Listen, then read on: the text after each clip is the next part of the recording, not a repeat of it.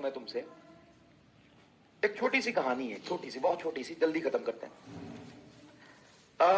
मान लो तुम अपने दोस्तों के साथ घूमने गए कहीं बढ़िया डिजर्ट एरिया में, राजस्थान में, और बदकिस्मती से तुम अपने ग्रुप से बिछड़ गए, खो गए, और रेगिस्तान ही रेगिस्तान दिख रहा सामने, कहीं कुछ पानी नहीं, घर नहीं, आदमी नहीं, कोई इंसान नहीं, और तुम भटकते भटकते भटकते तुम्हें हो गए 2 दिन।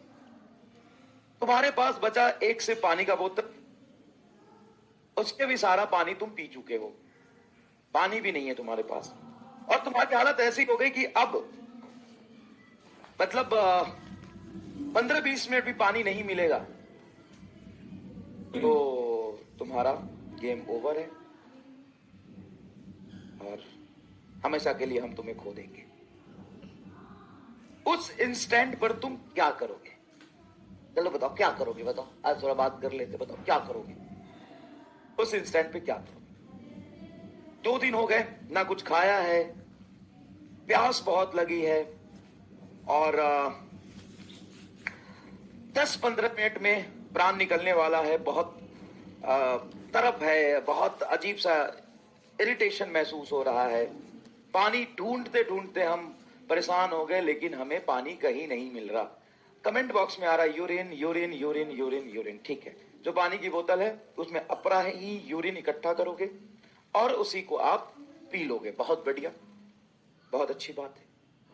और स्टार्टिंग में थोड़ा अजीब लगेगा, लेकिन वो जब यूरिन तुम पियोगे ना, वो इतना सेटिस्फाइंग होगा, वो तुम्हें, मतलब किसी प्यासे को अगर ठंडा पानी दे दो, जितना वो महसूस करता है ना,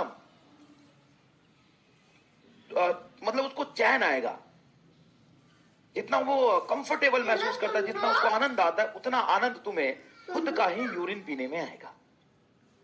ठीक है, खुद का यूरिन पीने में बहुत आनंद आने वाला है। अगर मैं तुम्हें अभी बोलूं ये काम करो, जब आनंद ही आएगा तो इकट्ठा करके पियो, अभी अपना यूरिन पियो, चलो जाओ, कोई नहीं देखेगा, घर में बैठ के अकेले लेक्चर तो देख रहे हो, जाओ थोड़ा यूरिन पी के आओ, सब लेक्चर पढ़ाते हैं आगे का, कृपा यही रुकी हुई है तुम्हारी, यूरिन पी के आओ। तो कितने लोग अभी जाके खुद का यूरिन पी के आएंगे? नहीं पिएंगे, नहीं पिएंगे, क्योंकि तुम्हारे घर में पीने के लिए पानी है, कोल्ड ड्रिंक है, लस्सी है, छाछ है, सब कुछ अवेलेबल है, तब तुम यूरिन नहीं पियो। लेकिन वहां पे तुम यूरिन पी रहे हो, तो डिफरेंस किस चीज का है? डिफरेंस किस चीज का है? टाइम का, सिचुएशन का। सेम ही काम तुम्हें अभी करने को बोला गया, तुम्हें लगा छी कितना गंदा है, कितना पेन होगा, वोमिटिंग हो जाएगा, मर जाएंगे, ऐसा कुछ नहीं करेंगे, बहुत पेनफुल है, ये तो बहुत बेकार है, बहुत गंदा काम है। लेकिन वही काम, एक सिचुएशन ऐसा क्रिएट हुआ, एक टाइम ऐसा क्रिएट हुआ कि तुम्हें करना पड़ रहा है, तुम कर रहे हो, और तुमको करने में सेटिस्फाइंग महसूस हो रहा है, तुमको आनंद आ रहा है, तुम रिलैक्स हो रहे हो, बच गया जान, अगले 2 घंटे तक तो मैं जिंदा रहूंगा ही ना। सिमिलरली बेटा, लाइफ में ना ऐसे सिचुएशन कभी आते हैं, ऊपर नीचे उतार चढ़ाव होता है। अभी तुम्हारे लाइफ में सब कुछ अवेलेबल है, घर वाले खाना दे रहे हैं, कपड़ा दे रहे हैं, एकदम कंफर्ट जोन में पड़े हो, तो तुम्हें उस मेहनत को, पढ़ाई को करने में पेन आ रहा है, दिक्कत हो रही है, साहब नींद आ रहा है करते करते। लेकिन वो जब समय आएगा जब तुम्हें खुद से सब कुछ करना होगा और उस लायक तुम नहीं रहोगे ना, तो तुम्हें मजदूरी करना पड़ेगा, और मजदूरी में तुम्हें पेन नहीं आएगा। लाइफ में एक टाइम आएगा जब तुम्हारे पास तुम्हें देखने वाला कोई नहीं होगा। आज घर वाले हैं, कोई भी दिक्कत होता है अपने पेरेंट्स से बता सकते हो, भाई से बता सकते हो, सब कुछ है तुम्हारे पास। घर वाले कपड़ा देते हैं, रहने के लिए घर देते हैं, खाना देते हैं, बहुत कंफर्ट जोन में हो, तो तुम्हें नहीं जरूरत पड़ रहा है पढ़ाई करने की, मेहनत करने की। लेकिन लाइफ में एक समय आएगा जब तुम्हारे पास कोई नहीं होगा, तुम अकेले होगे। जब तुम अकेले होगे, कुछ नहीं कर पा रहे होगे, तो तुम्हें अपने लिए, अपने जीवन यापन के लिए मेहनत मजदूरी करना पड़ेगा, और वो उस समय पढ़ाई से बहुत कम पेन देगा, क्योंकि वो तुम्हारी मजबूरी है, वो समय वैसा है, सिचुएशन वैसा है। लेकिन अभी करने में दिक्कत आ रही। क्यों क्यों ऐसा हमेशा होता है कि बहुत एक्स्ट्राऑर्डिनरी इतिहास बनाने वाले सक्सेसफुल लोग हमेशा पूर फैमिली बैकग्राउंड से होते हैं?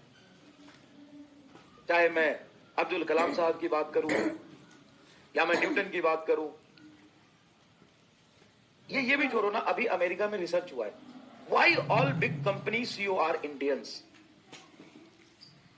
लाइक सुंदर पिचई, पराग अग्रवाल, राजीव सूरी, सत्य नडेला। इन लोगों में रिसर्च हुआ 20-30 साल पहले जाके इनको देखा गया ये कैसे यहां तक डेवलप होके पहुंचे। पता है उनको रिसर्च में क्या पता चला? पता है रिसर्च में क्या पता चला? उनके लाइफ में एक ऐसा समय था जब एक मील, एक मतलब खाना खाने के बाद अगले खाने के लिए वो संघर्ष करते थे, मतलब खाने तक के लिए वो संघर्ष करते थे। अभी इतिहास बना है क्योंकि वो मेहनत, वो जुनून से काम करना पेन नहीं दे रहा था, दे ही नहीं सकता, पेन हो ही नहीं सकता, क्योंकि वो समय की जरूरत है, वो टाइम का डिमांड है, सिचुएशन वैसा है, तो स्ट्रगल करते थे, उनको पेन नहीं होता था।